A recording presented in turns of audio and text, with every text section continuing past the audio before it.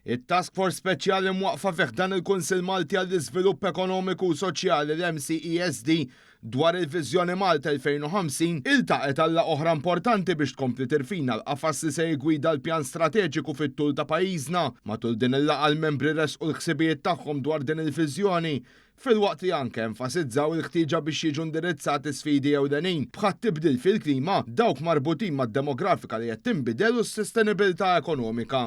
Id-diskussjonijiet iffokaw ukoll fuq l-importanza li għandha tingħata lill-Gżira Ewċija b'mod li tiġi mħarsa l-identità distinta tagħha. Tul il-laqgħa ġie diskuss ukoll ir-rapport ta' Mario Draghi fil-waqt li anke ġie diskuss l-importanza tal-iżvilupp tal-ħiliet, it-tisħiħ tas-sistemi ta' pjanar strateġiku u l-urġenza li tiġi indirizzata s-sigurtà tal-ikel u tal-ilma fid-dawl ta' tfixkil globali.